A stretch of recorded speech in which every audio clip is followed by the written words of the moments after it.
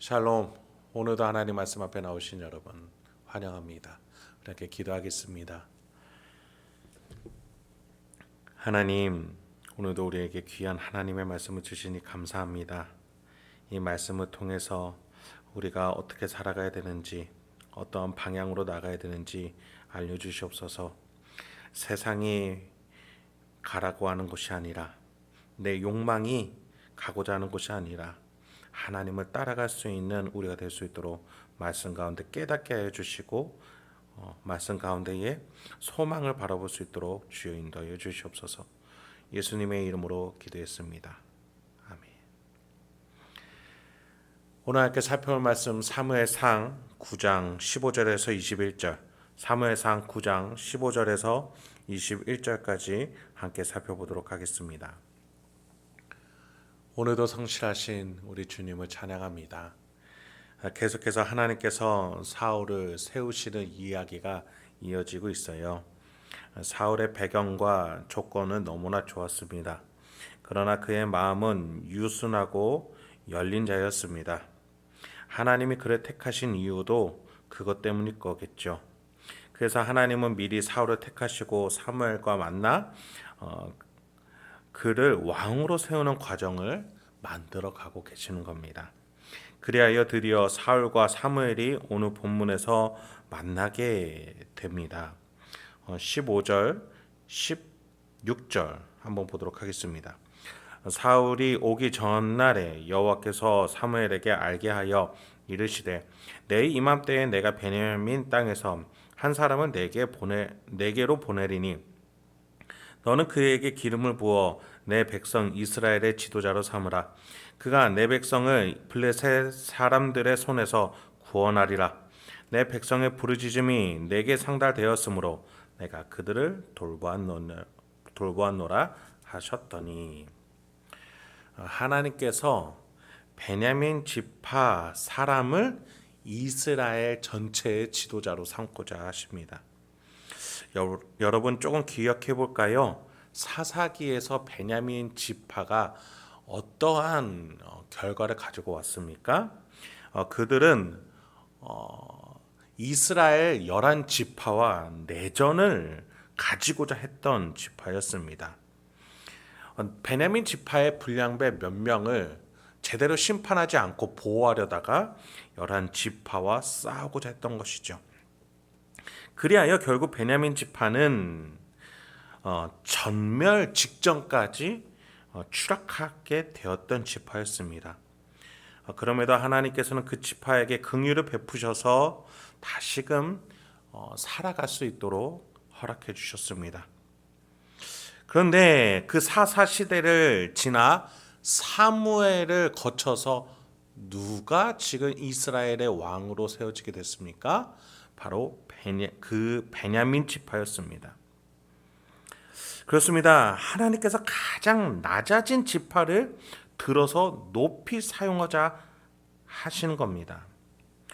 여러분, 하나님의 신비가 너무나 놀랍습니다. 여러분, 무조건 낮아진다고 해서 높아지는 건 아니겠죠. 쓸모없는 것을 무조건 쓸모있게 사용하시는 것이 아닙니다. 하나님께서 이렇게 하시는 이유는 무엇일까요?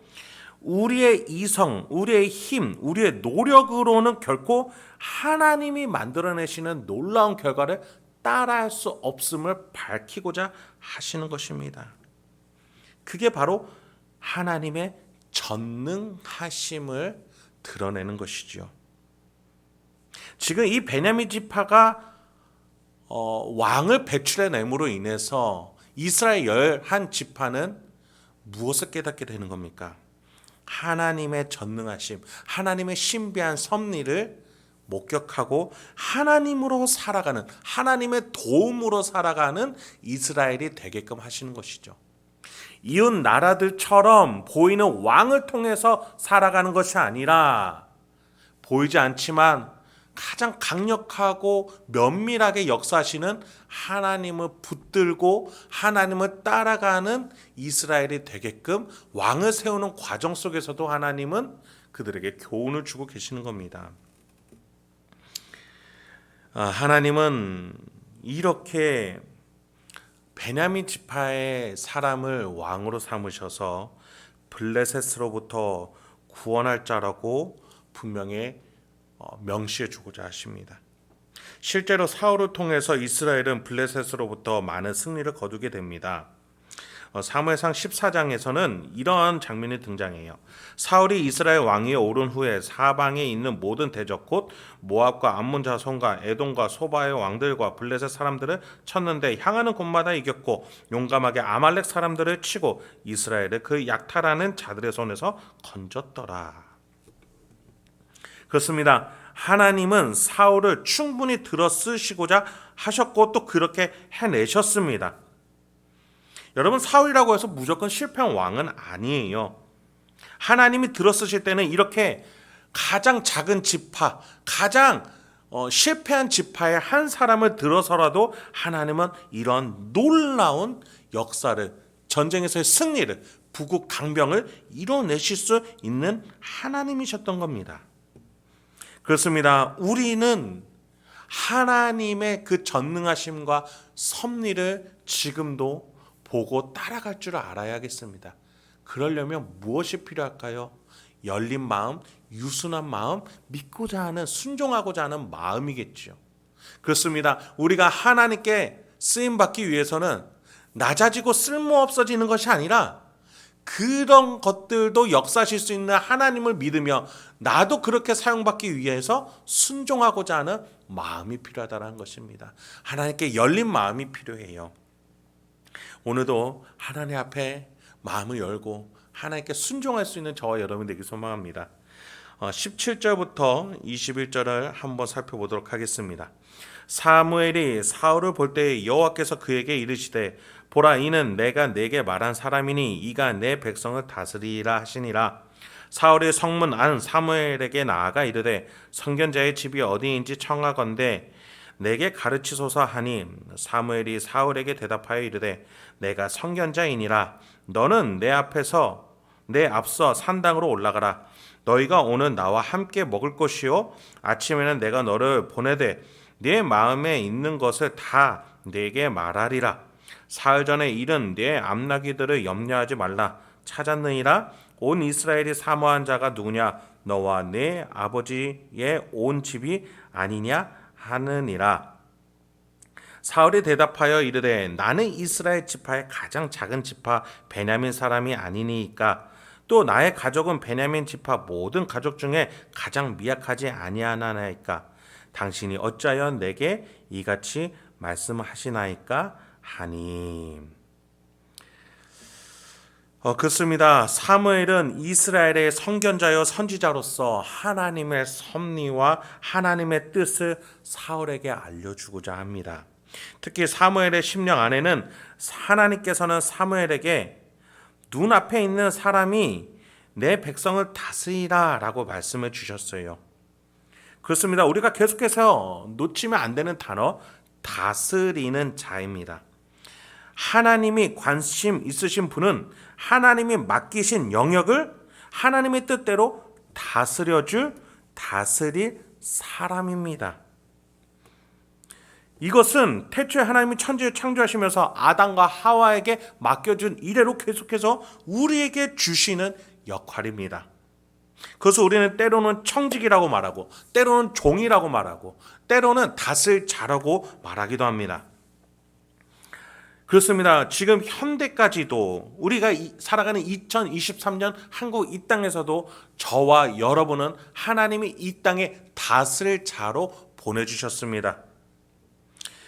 때로는 빛의 모습으로, 때로는 소금의 모습으로, 때로는 좁은 문으로 가는 모습으로, 때로는 십자가를 지고 가는 모습으로 우리는 섬김과 희생에 다스리는 자가 되어야겠습니다. 위에 군림하여서 압박하며 억압하는 다스린 자가 아니라 섬기고 다른 이를 높이며 그렇게 낮은 자리에서 희생해 나아가면서 그렇게 빛과 소금의 역할을 감당하며 이 세상이 더 이상 썩어가지 않기에 또 더 어두워지지 않도록 섬김으로 다스릴 줄 아는 저와 여러분이 될 줄 믿습니다. 그렇습니다. 하나님은 그렇게 우리를 이 땅에 계속해서 보내셔서 다스리고 계십니다. 하나님의 나라를 만들어 가고 계세요. 하나님은 모든 사람과 환경을 다 동원하셔서 이렇게 사울이 사무엘에게 나와서 왕으로 세워질 수 있게끔 만들어 가고 계십니다. 그리고 사무엘의 심령을 통해서 마음에 있는 것을 다 말하게 하시는 거예요. 여러분, 예수님은 우리에게 성령을 보내주시면서 성령께서 우리를 돕고 가르치고 깨닫게 하실 것이라고 약속하셨습니다. 그렇습니다. 우리는 우리의 가정, 직장, 이웃, 교회에서 하나님이 맡겨주신 다스릴 영역, 그곳에서 성령 하나님의 도움을 받아, 그리고 하나님의 도움을 받아 빛과 소금으로 다스릴 줄 알아야 하겠습니다. 그렇기 때문에 우리는 우리의 힘이 아니라 하나님의 힘이 필요합니다. 사울이 이렇게 말했죠. 나는 이스라엘 지파의 가장 작은 지파 베냐민 사람이 아니니까. 사울이 보기에 자신은 섬길 수 있는 인맥도 없고 그렇다고 지파의 명분이 있는 것도 아니고 사람들이 보기에 동의도 될 것 같지도 않은 가문이다라고 말하고 있는 것이죠. 하나님은 그것을 뛰어넘어서 아니다. 내가 역사하면 할 수 있다 라고 말씀하시는 거예요. 사울이 만약에 왕이 될 때에 단번에 사람들은 뭐라고 말할까요? 반역했던 지파, 우리를 향해서 칼을 들었던 저 지파에서 다스린 자가 나온다니요 라고 반박하겠죠. 그런데 하나님은 작은 자, 낮아진 자, 겸손해진 자를 들어 쓰셔서 하나님은 왕으로도 삼으실 수 있는 분이십니다. 그렇습니다. 여러분, 저와 여러분은 죄의 자녀로 이 땅에서 태어났습니다. 우리의 악한 생각과 우리의 본질적인 죄악이 여전히 우리 가운데 있습니다. 그러나 하나님께서는 성자 하나님과 성령 하나님을 통해서 우리를 하나님의 자녀로 만들어내셨습니다. 본래 하나님의 계획대로 우리를 회복하게 해주셨고 변화시켜 주셨습니다. 그래서 오늘 우리가 누군가를 섬기고 사랑하면서 제대로 다스릴 때에 하나님이 가장 기뻐하시고 하나님의 놀라운 역사가 실천이 되고 성취가 되는 것입니다. 그런 점에서 오늘 하루도 여러분이 사랑으로 섬김으로 다른 이들을 섬기고 높이며 희생할 수 있는, 그래서 하나님 앞에 영광과 승리를 올려드릴 수 있는 저와 여러분이 되길 소망합니다. 함께 기도하겠습니다. 하나님, 오늘도 우리에게 귀한 하나님의 말씀을 주시니 감사합니다. 오늘도 우리가 어떠한 모습, 어떠한 태도로 살아가야 될지 알려주시니 감사합니다. 이 말씀 잊지 아니하고 내 앞에 있는 욕심과 욕망과 죄악을 넘어서서 우리 하나님 아버지 앞에 자랑이 될 만한, 영광이 될 만한 인생 살아갈 수 있도록 주여 우리를 사용하여 주시옵소서. 예수님의 이름으로 기도했습니다.